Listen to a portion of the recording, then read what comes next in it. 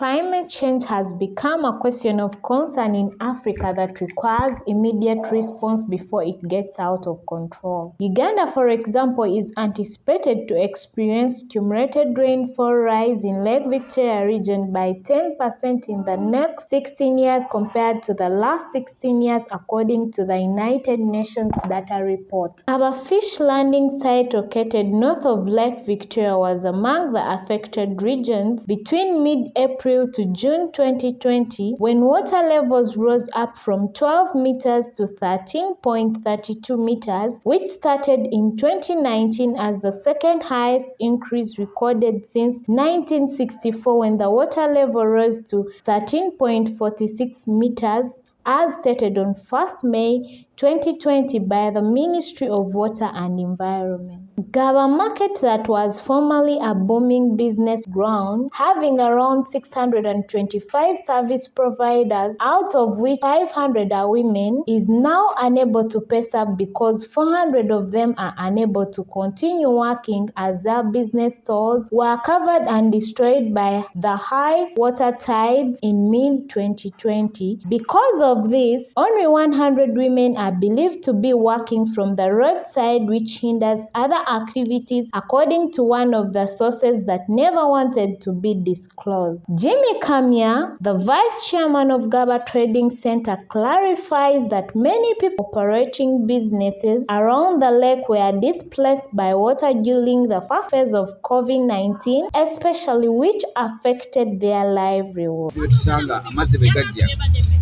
Gagoba abantu mirimu gyabwe era njaba tusayo mulabeeko ejja gagoba abantu badduka mu bizimbe byabwe mu maduuka gaabwe baddukayo nga mukubeere nako. Buchana Maria Nalongo, a businesswoman in Ggaba market, was among those heavily affected by flood. As a result, she has not been working for almost 3 years because her shop was overfilled by the water.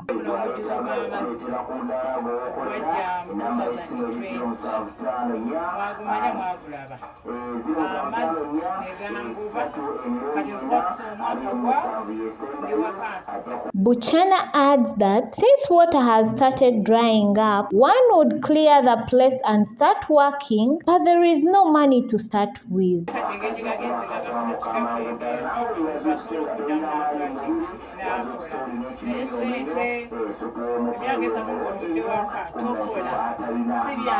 Mariana Kanja, serving as the treasurer of the LC1 committee, Ggaba Trading Center mentioned that many women were affected by okusookera ddala abakyala bangi baakosebwa amataba ate nga bafuna mpola.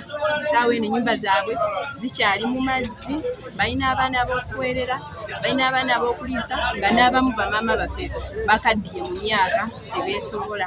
According to her, water forced most traders to resort to working on the roadside, which sometimes causes a lot of human and traffic jam on the road, thus high risk for accidents. Katale kaafunda abantu bakolera mu nguudo olw'okuba nti emidaala gyabwe giri mu mazzi. Nakanja believes that only government intervention through its responsible bodies, supported by other able stakeholders like non-government organizations advocating for climate change, can solve the problem to a larger extent. Tubadde tusaba bonna bikikwatako abalumirirwa ebitongole by'obwannakyewa, tubakoowoola ab'omutima omulungi n'emyoyo egyagaliza bajje bakwatireko ku bamaama basobole okutuzimbira ku mwala guno ogulekera okuyingiza okutereeza, balabe engeri gye basobola okututereereza oba bayinginiya gye basobola okututereereza omwala guno ne kuba nga amazzi tegava mu nnyanja nga gayingira nnyo mu katale. Ne bweba gavumenti ng'erina engeri gye neetuyamba naye tusaba ejja ekole ki etuyambe. There are millions of people who live around the shores of Lake Victoria. Ggaba landing site is one of them.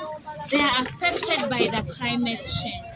The government can come in and lend a hand to them. Catherine Xavier reporting for Mediapreneur Hub.